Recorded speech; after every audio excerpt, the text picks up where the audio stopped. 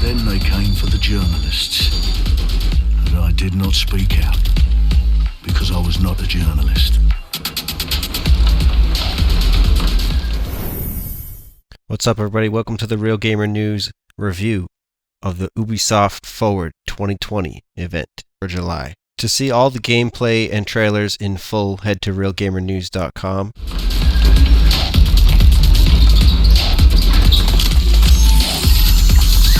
Shouts out to our friends over at Gamers Prey on YouTube. Highlights of the show: Reclaim Your Future, a Watch Dogs Legion short film. Hands down, the most interesting part of the show was the Watch Dogs Legion short film directed by Alberto Milago. In the short film, we are shown a release date for the game, October 29th, 2020, which takes place in a high-tech London which has been bombed and subjected to martial law under a PMC. PMC is private military corporation instead of government. Nigel Crass is our story's antagonist, the CEO of Albion, the PMC running London now. In one clip, he is seen shooting the chief of police, giving bold confirmation of his corruption and ulterior motives of gaining world power to achieve a dictatorship for himself. While Albion will likely be the ultimate enemy of DedSec, which has been labeled a terrorist organization in the game, and is supposed to represent a fictional hacker resistance group, even though Ubisoft has crafted a misnomer by using the name of a real-life hacker group with its own court cases and controversies.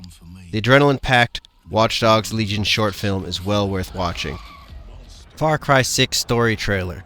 In the story trailer, we are shown Breaking Bad's Gustav, actor Giancarlo Esposito, as a dictator in a fictional country overrun with internal conflict. El Presidente is shown teaching his younger heir a life lesson on a rooftop with a hand grenade, as riots surround them and a statue of El Presidente is seen being torn down. He compared the people of his country to the handle of the pin of the grenade and told his son he must clutch them closely. He then tells his son to prove himself, which we assume means throwing the grenade into a crowd of rioters to establish order. The clip cuts before we see if he throws it or not, possibly a player choice in-game, and we are given a release date of February 18th, 2021 for PlayStation 5, Xbox Series X, Epic Games Store on PC, Xbox One, PS4, and Google Stadia. Unfortunately, we weren't shown any gameplay at all, otherwise it could have been the highlight of the show. Far Cry is a series which is in desperate need of gameplay overhaul, and Ubisoft will need to prove that they've done that with FC6, as they've done with AC Origins, Odyssey, and now Valhalla. One thing's for sure, the story writing seems on point. Watch Dogs Legion gameplay trailer. Originally, when Watch Dogs 3 was revealed as Watch Dogs Legion, Ubisoft practically promised players that every NPC in the game would have its own side story and be playable. Clearly that has been toned down by the look of things according to this new gameplay shown at the event, but veteran gamers likely never expected a literal manifestation of those ideas. Rather, something limited by the time and budget of the game and technology available at the time during development will result in what could feel close to that goal or far from it, depending on how the final product turns out. That being said, there's a big open world London mapped after the real-life city with an absolutely mind-blowing amount of diversity between the weapons, action, characters, combat, missions, loot, outfits, art styles, and even the game's enemies themselves, which could prove to be a strong point for the game over previous Watch Dogs titles. Watch Dogs Legion releases October 29th, 2020 for PlayStation 4, Xbox One, and PC, and is expected to make its way to PS5 and Xbox Series X as well. Assassin's Creed Valhalla extended gameplay. After so many positive changes have occurred in the AC franchise throughout the last two releases, fans have high hopes for a Vikings-themed entry. A storyline cinematic that was also shown recently by AMD on YouTube was given a world stage during Ubisoft's show, which eventually led up to gameplay, and you can also see some of your favorite influencers have been playing the game and publishing their first impressions as well. The work-in-progress gameplay has been criticized by gamers for not looking very next-gen compared to previous teasers, but overall, the closer look at combat changes were met with optimism in the community. Assassin's Creed Valhalla releases November 17th, 2020 for PS4, Xbox One, PC, and Google Stadia, and is expected to get PS5 and XSX versions as well. Honorable mention: Hyperscape story trailer. It was really great how Ubisoft gave more meaning to the world Hyperscape takes place within. Although right now we are only playing the Battle Royale within it, the Hyperscape is actually a dystopian future world similar to that of the film Ready Player One, in which almost all of humanity escapes to VR for the majority of their waking hours. Meanwhile, the company running this shared VR world is trying to come up with ways to use this technology against humanity to gain world power through aggression.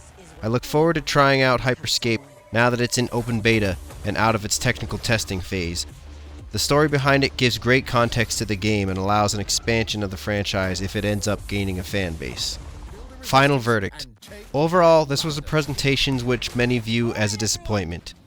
Info that was already out there, a lack of gameplay for Far Cry 6, seemingly underwhelming visual fidelity of the actual broadcast stream itself, and a lack of E3 season-worthy announcements are some of the reasons why a lot of gamers might rate this presentation even lower than I have right now.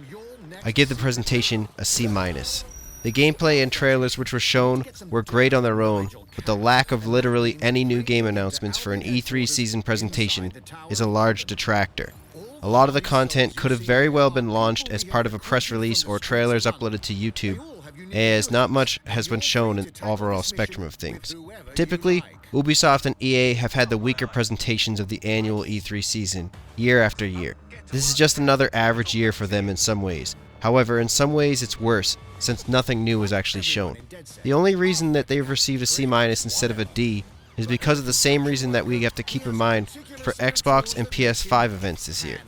Big game companies are splitting their announcements up into pieces to be spread out throughout the course of the summer, and this is likely only half or a third of Ubisoft's presentation plans, an approach we've seen across the board. Exactly how much they were holding back and what they were holding back, whether or not it really makes a difference for them, remains to be seen throughout the course of the summer. But what do you think? Let us know in the comments below your opinion. If you gave a letter score to the presentation, what grade would you give Ubisoft this July? What's up everybody, John again. Thanks so much for supporting RealGamerNewz by checking out this video. If you like what you see, like the video, subscribe, and ring the bell so you don't miss out on any future videos. Until next time, keep it real, keep it gaming. Peace. Thanks for checking out today's video. Like and subscribe and ring the bell notification so you don't miss out on future videos. Peace.